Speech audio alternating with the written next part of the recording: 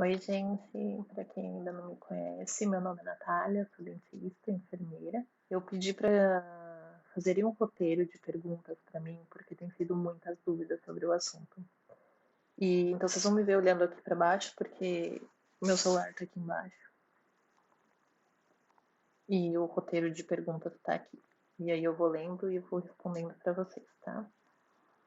Eu comecei a me sentir mal com tosse seca no dia 16 de março. Eu estou gravando esse vídeo hoje, no dia 4 de abril. No dia 18 de março, eu recebi uma mensagem de que um dos pacientes que a gente estava cuidando da UPA era um possível coronavírus, um Covid positivo. Ele estava sendo tratado de uma outra forma, ele já tinha problemas pulmonares, mas evoluíram de uma tal maneira, eu não estava no dia presente, e o médico que estava cuidando teve a certeza de que era um quadro de coronavírus, ele foi entubado, foi transferido para o hospital, e eu recebi a notícia pelo WhatsApp de que era um caso que podia ser de coronavírus. E recebi de uma médica que trabalha com a gente, que ela também tinha tido contato com um colega, que era outro amigo médico, que foi atestado para Covid positivo.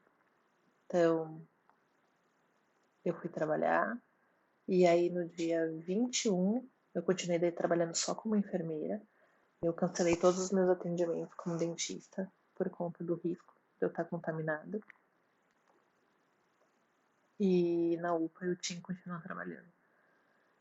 Eu fui trabalhar e no dia 21, que foi no sábado, eu comecei a fazer febre. Estado febril, né? Logo cedo eu já estava com 37 graus. Eu daí pedi pro médico colher meu, né, ver o que ele poderia me ajudar, porque eu não sabia nada do assunto, gente, assim, pra gente demorou muito para chegar esse assunto coronavírus, sabe? E eu tinha pouquíssimas informações sobre o assunto. Então, eu falei para ele, falei, olha, eu não tô me sentindo bem e tal, e ele falou assim, então vamos pedir um raio-x de tórax e um hemograma. Aí eu fui, colhi, fiz o raio-x, meu hemograma já veio com a taxa de leucócitos baixa, que é a célula de defesa nossa, aquela célula branca, sabe, de defesa no sangue. Veio bem baixa. Se vocês quiserem saber valores, para mim o meu normal era 10 mil, quase 11 mil. A taxa de leucócitos geralmente era essa, sempre. Em todos os exames que eu faço, girava em torno disso. No dia, veio 3.900, minha taxa de leucócitos. E o meu raio-x de tórax veio já com infiltrado, sendo característico mais de pneumonia. E então era uma pneumonia viral, porque a minha taxa de glucose estava baixa. E eu já tinha conversado com o doutor que estava me atendendo, que é o doutor Felipe, que foi muito gente boa. Muito, ele é muito gente boa, ele é muito bom médico e muito bom ser humano. E ele já tinha me falado que ele estava estudando o assunto e que a medicação que eles estavam usando era azitromicina associada com a hidroquinona. Eles estavam estudando essa associação de medicações para casos mais graves. Como ele comentou isso comigo, eu pedi para tomar azitromicina.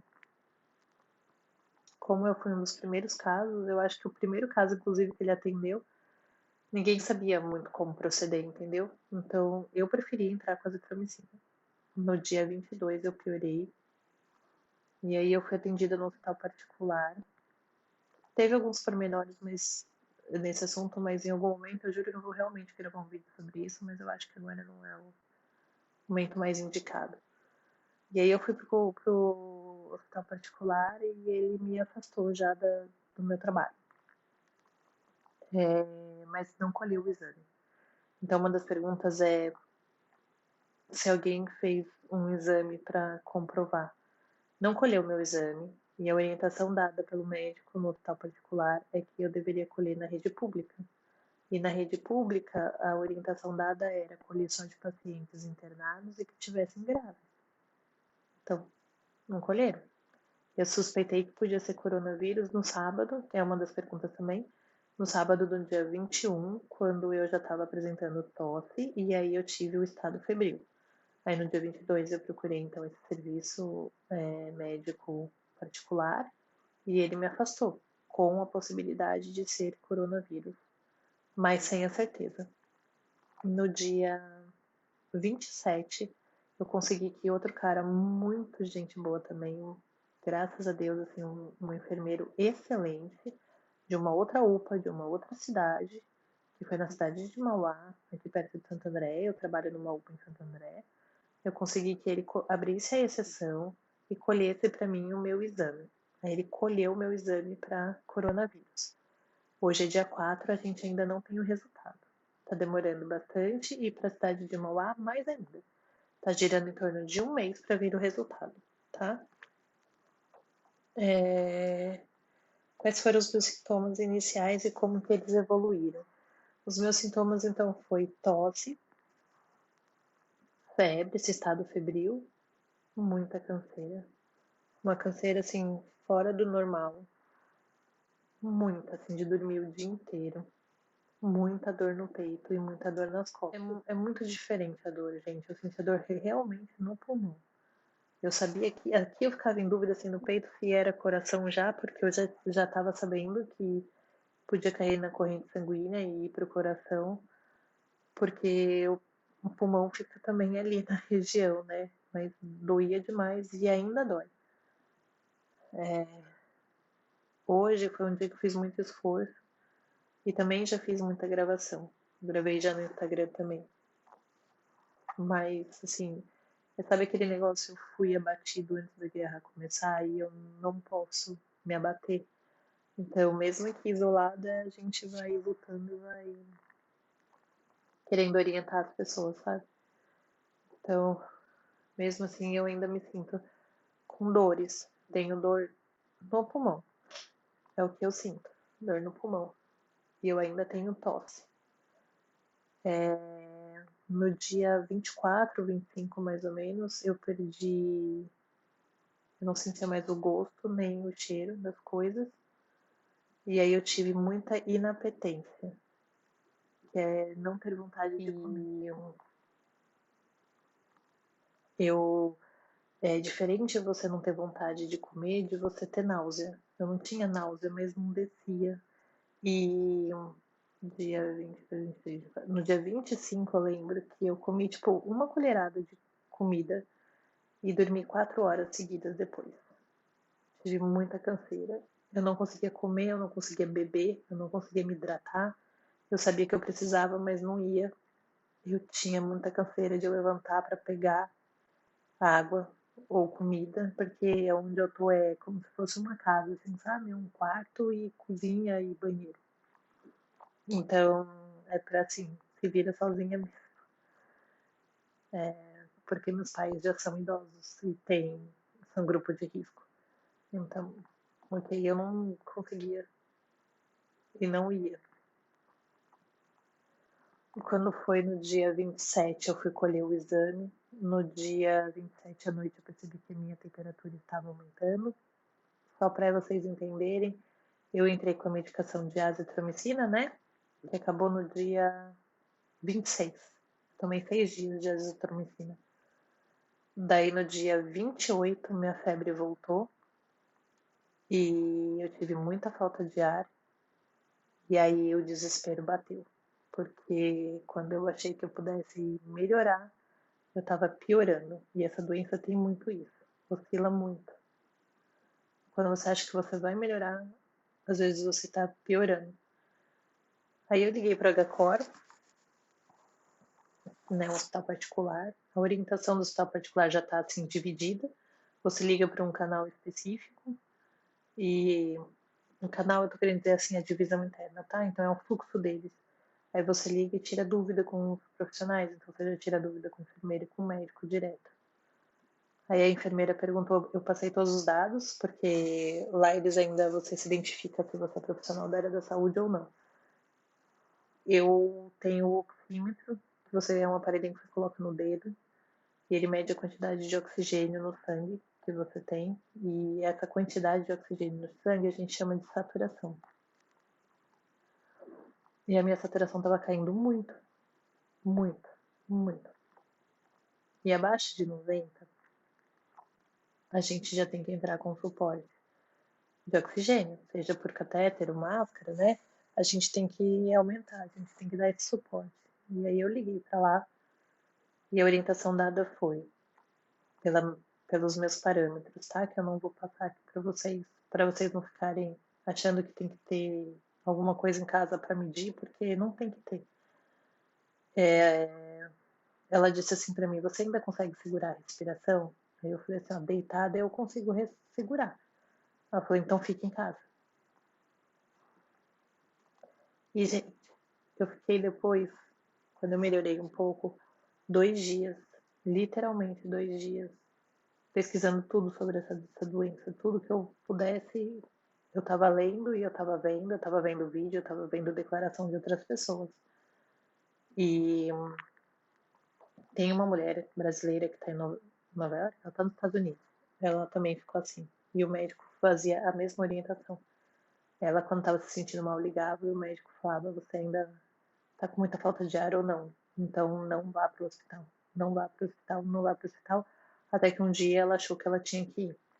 E aí ela, ao invés de chamar os paramédicos, ela foi com o próprio carro dela. E aí ela já pegou quando estava com os hospitais lotados. E aí ela chegou e a recepção estava lotada. E o hospital estava lotado e ela teve que voltar para casa. E ela teve alucinações e ela achou que ela fosse morrer aquele dia. E depois ela melhorou. E a mesma coisa aconteceu comigo. Eu aquele dia fiquei bem mal. E eu liguei rezando para que falassem para eu não ir para o hospital. E aí eu fiquei em casa. E no dia seguinte eu levantei um pouco melhor. Acordei um pouco melhor. Então a pergunta que fizeram é: devo ir direto para o hospital, posto de saúde, ou quando perceber algum desses sintomas? A orientação dada é: só vá para o hospital quando você tiver com muita falta de ar e febre. Então, gente, como vocês perceberam, é muita falta de ar. Não vá para o hospital porque você está sentindo uma dor de garganta. Você pode precisar de um hospital para uma dor de garganta? Pode, mas não vá. A gente está numa época de pandemia. O hospital vai continuar atendendo todos os casos, mais um monte de casos de coronavírus. Então, é muita gente para ser atendida. Eles vão dar prioridade para alguns casos. E do coronavírus, ainda mais por ser uma contaminação via ar, eles estão tentando separar de todos os outros casos, tá? Então, só procure mesmo em último caso, que seria quando estiver faltando muito ar. Tá me incomodando porque eu tô toda descabelada gravando, mas tudo bem. Só procure quando vocês estiverem com muita falta de ar e tiverem febre. E vamos tentar pensar nesse tipo de coisa, sabe? Manter a calma e pensar, porque tem outras pessoas que também estão precisando, porque as paradas cardíacas continuam acontecendo, quem infarta continua infartando, quem tiver que ter filho vai continuar tendo filho. Então tem grávidas, tem gente que precisa ir para o hospital, gente. Tem muita gente. E mais os casos ainda de coronavírus, tá? Se você tiver convênio, você vai direto para o hospital. Se você for da rede pública, você vai para uma UPA primeiro. Dessa UPA, eles vão te dar os primeiros atendimentos e daí, se for necessário, eles vão te transferir. Se seu caso não for leve, para você ficar em casa, como eu, tratando isolada em casa, aí você vai ser atendida ali na UPA e vai ser transferida para o hospital, de referência da própria rede. Quem já tem doenças respiratórias deve ter algum cuidado especial? Sim. Todos os pacientes que já têm algum problema respiratório, algum comprometimento, é um paciente. Me perdi na desculpa, mas todo mundo que tiver a doença respiratória já é um paciente que vai procurar ajuda e que com certeza é um paciente que já vai ficar internado e sendo observado mais de perto. Pacientes que têm problemas cardíacos Tem possibilidade de ter uma piora, ou seja, ser um fator de risco isso para o paciente? Sim. Já foi estudado, já foi visto que esse vírus pode cair na corrente sanguínea e causar alterações no seu cérebro e no seu coração, os mais de perto. Os pacientes com doenças cardíacas ainda não têm esse protocolo de atendimento nos hospitais, porque essa caída do vírus, vamos dizer, na corrente sanguínea, já são casos mais raros e por conta disso eles ainda não fizeram nenhum protocolo em cima para manter essas pessoas já também em observação nos hospitais. Mas existe essa possibilidade, tá? Quem tem pressão alta, esse tipo de coisa, não, tá bom? Eu ouvi algumas pessoas falando que fizeram tratamento de câncer, e o próprio Átila, ele comenta nessa entrevista aí da Cultura, que ele tem os sogros em casa e que o sogro dele está fazendo tratamento de quimioterapia, e acho que quimioterapia não me lembro qual outra. Então, assim, se o paciente tiver uma imunidade baixa, por exemplo, eu tenho um outro colega que trabalha na rede pública também, que tem doença de Crohn, e ele toma imunossupressores. Então, ele também é um fator de risco. Ele também tem que ficar afastado, ele também vai ficar em quarentena na casa dele, tá? Porque ele tem mais chances de pegar a doença. E a mesma coisa, por exemplo, é o mesmo raciocínio que eu agora. A minha imunidade também abaixou muito. Então, se eu ficar imune ao vírus, que é uma pergunta que me fizeram, se eu ficar imune ao vírus, eu posso pegar outras doenças voltando a trabalhar como enfermeira, porque a minha imunidade pode continuar baixa. Eu não fiz um exame de sangue de novo, não repeti meu exame ainda, então eu não tenho certeza do que eu estou falando em relação à minha taxa de leucócitos, porque eu não examinei. Mas é uma coisa que pode acontecer. Se eu tomei alguma medicação. Eu tomei azitromicina, como eu falei, eu tomei acetilcisteína, eu fiz inalação, com mais medicações na inalação, tomei vitamina C para melhorar também a minha imunidade, e eu tenho um pó em casa que vende em alguns locais de treino, quem faz academia, que é glutamina, mais alguma coisa, porque vem zinco, selênio, e tá escrito que melhora a imunidade, também é uma outra coisa que eu nos primeiros dias consegui fazer. Depois que eu não conseguia comer, eu não fiz mais, para ser sincera. A acetilcisteína eu acabei parando também no meio por conta dessa inapetência e muita dor de cabeça. Faz 2 dias que eu tô conseguindo comer melhor. Então, no 13º, eu tô no 13º dia de isolamento. No 11º dia, foi um dia que eu comi uma batata e meia, um pão francês, né? Com margarina lá, com Doriana, e um copo de água e um copo de leite, o dia inteiro. Meu dia inteiro que eu comi foi isso. Essa foi minha dieta do dia inteiro. E eu já estava no 11º dia de doença. Então eu não conseguia muitas medicações por conta disso, porque eu estava muito mal. E porque a gente da área da saúde é meio complicado quando a gente está se tratando sozinho, né? Essa é a verdade. Comprei um inalador. Eu comprei um inalador e a inalação também eu fui fazendo de pouco, sabe? Não fazia muita, por conta de muita dor de cabeça. Eu tive também muita dor de cabeça, tá? E aí eu comia, eu tinha dor de cabeça. Quando eu era no começo, comia e dormia, depois eu quase não conseguia comer e dormia. Eu falei que meu apelido ia virar Bela Adormecida, né? Porque, pelo amor de Deus, nunca vi dormir tanto. E depois eu comia e tinha muita dor de cabeça. Muita dor de cabeça. Muita. Não passava com analgésico. Então, muita dor de cabeça. Além disso, eu tive muita dor no peito. Acho que eu já falei, né? Eu não me lembro. Mas muita dor no peito e dor nas costas, que era a tal da dor do pulmão, que eu falei lá no começo, pelo que eu me lembro. E só, de medicação. Existe alguma medicação contraindicada? Sim. Existem os corticoides e o ibuprofeno, que é o Advil, que eles pedem para não tomar, tá? Um é porque abaixa a imunidade e o outro porque pode mascarar os sintomas mais do que um analgésico comum.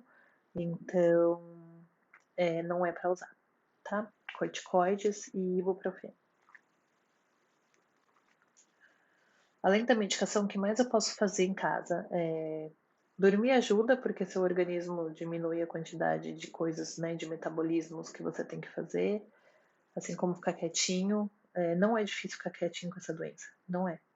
Eu tô há 13 dias aqui, eu comecei a me mexer um pouco mais ontem e um pouco mais hoje. E toda vez que eu me mexo muito, assim, me mexo muito, vai, vamos lá. Eu dei banho no meu cachorro e ele pesa 4 quilos. Eu já tive falta de ar. Banho, normal, tipo assim, no tanque. Banho alto, assim, sabe? Não tava baixo, não tava tendo que pegar ele no colo. Eu não tava tendo que fazer esse tipo de esforço. Eu só fiz esse esforço e eu já tive falta de ar. Mas eu sou uma pessoa que não costumo parar. Então, tipo assim, eu paro um pouco, sento, e depois eu volto e vou fazer as coisas que eu tenho pra fazer, tá? Então, assim, eu me forço muito a fazer as coisas. Assim como eu tô aqui fazendo vídeo e o meu pulmão tá doendo, mas eu me forço a fazer, tá? É... A alimentação eu comentei, tudo que for melhorando tem que ser alimentação feita em casa, que melhore a sua quantidade de vitamina no seu corpo, de preferência vitamina C. Tem um pessoal falando de alcalinizar, seguindo uma medicina tradicional chinesa. Algumas pessoas falando de inhame, que melhora imunidade. Mas, gente, eu, Natália, não pesquisei ainda, tá? Mas compartilharam muito esse tipo de informação comigo. Mas eu ainda não fiz a pesquisa. O que fazer para evitar a propagação do vírus, tá bom? Dentro de casa, o que acontece? Eu estou isolada na casa da minha avó, que é uma casa separada da casa dos meus pais, e aqui eu não falo com eles. Quando, assim, eu fiquei sem falar com eles até o 11º dia, basicamente. Só no dia que eu piorei muito, que minha mãe entrou, aí eu já tinha orientado ela, ela entrou como se fosse dentro de um hospital. Ela entrou com uma proteção para os braços, para o corpo. Ela entrou com uma máscara N95, que eu tenho, por conta de trabalhar na área da saúde. Ela entrou. Ela não cobriu o cabelo para entrar, mas entrou de luva. E eu ainda corrigi ela porque ela estava se tocando. Então, antes de entrar, eu falei: pode tirar essa luva, lavar a mão e colocar a luva, e lavar os braços e colocar a luva de novo. Aí ela veio, trocou tudo isso, veio, mas ainda assim ficou longe de mim. E quando eu fui tossir, eu virei totalmente para a cama, para não tossir nela. E ela manteve assim uns 2 metros de distância ainda de mim, morrendo de medo de se infectar por ela já ter 70 anos e não saber se tem alguma outra comorbidade, algum outro fator de risco. Meu pai tem problema cardíaco e também tem 70 anos. E meu pai também, eles jogavam a comida e saíam. Então, o que que a gente fazia? Que é o que mostra em todos os vídeos. As pessoas deixam a comida, avisam que deixou a comida. Daí, quando a pessoa sai, você vai e pega a comida. E aí eu fico totalmente isolada. Eles não entram aqui. Eu tenho cachorros. Os meus cachorros estavam chorando muito. Eles ficavam chorando embaixo da janela. E só que eles não pegam, mas eu posso tossir neles, o vírus ficar neles e aí contaminar os meus pais. Então, o que que a gente fazia? Depois, quando eu comecei a ficar um pouquinho melhor, toda vez que eu saía com uma máscara cirúrgica e com álcool gel na mão. Passava o álcool gel e passava a mão nos cachorros. Higienizava bem, porque eu já tinha lavado a mão, mas a gente é meio neurótico, tá? Então, assim, já falam que lavando a mão já tudo bem, mas eu lavava e ainda passava álcool gel principalmente debaixo das unhas e esfregava bem para poder não levar nada para os cachorros. E ainda eu continuo assim. Então, quando eu tenho que sair daqui hoje para ir só até o quintal, eu vou com a máscara protegendo e com álcool gel, para não contaminar ninguém, não levar contaminação para ninguém. Se eu tiver que sair da minha casa, como eu já tive que fazer, por exemplo, quando eu fui coletar o exame para ver se eu realmente estava com coronavírus, eu saí com a N95 que veda mais, não para eu não me contaminar, é para eu não contaminar as pessoas. E com álcool gel.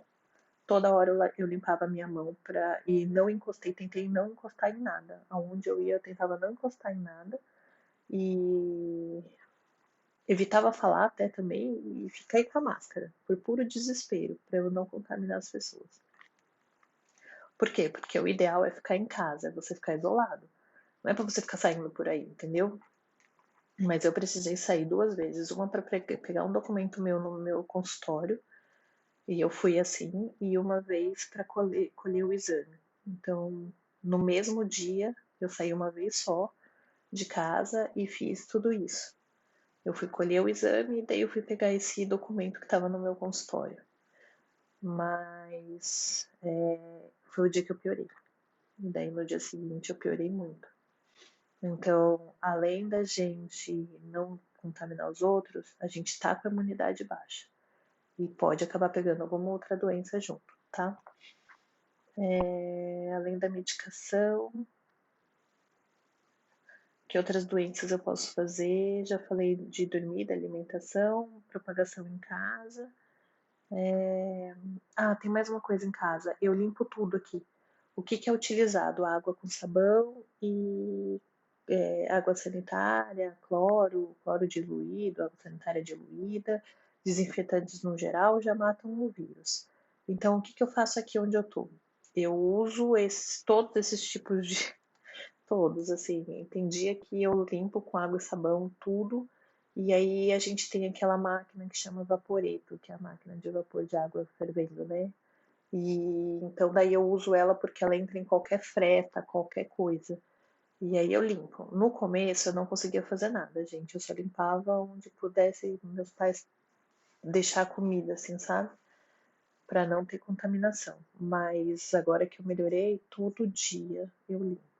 Todo dia, todo dia, todo dia. Porque todo dia tem que limpar. Eles entram aqui? Não, mas eu tô tentando ao máximo reduzir a quantidade de vírus que tenha. Esse está sendo meu raciocínio. Eu nem sei se o raciocínio está sendo só de neurótica, de doida, mas é o que eu tenho feito.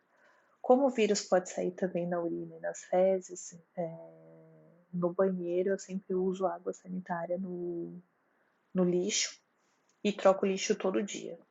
Então eu já ponho a água sanitária dentro para não contaminar outras pessoas também e quem for pegar o lixo. E aí eu troco todo dia, eu fecho esse lixo, troco e já jogo fora dentro de outro saco de lixo, mas ele também já tem água sanitária dentro para não contaminar. Eu lavo a minha louça, que é totalmente separada da minha família, com água e sabão e água fervendo, praticamente. Minha mão tá acabada já, gente, de tanto lavar e de tanta água quente, de tanto álcool gel, tá esfolando a mão mesmo. Já era ressecada, agora tá mais ainda. E daí isso vai para casa dos meus pais, essas louças, e eles lavam de novo. Como aqui a gente tem acesso ao lava-louça, a gente coloca na lava-louça porque depois ela seca em alta temperatura também. Então, 2 vezes a gente lava desse jeito, para evitar a contaminação cruzada. Sim, a gente é neurótico, mas é porque é muito sério. Porque eu posso acabar matando eles com o que eu tenho. Então, a gente tá tomando bastante cuidado. Eu nem sei se eu tô tomando todos os que pudesse fazer, mas a gente está se esforçando bastante aqui para tentar me deixar totalmente isolada. Tanto que minha mãe fez aniversário dia 31. Foi um dia que eu fui falar com ela um pouco melhor à noite, porque ela não falava comigo. Dia 31 ainda, deixa a comida sai. Pior que o presidiário. Um dia eu vou fazer sobre a parte psicológica, um vídeo só sobre a parte psicológica, porque em alguns lugares eu fui tratada como se eu tivesse lepra.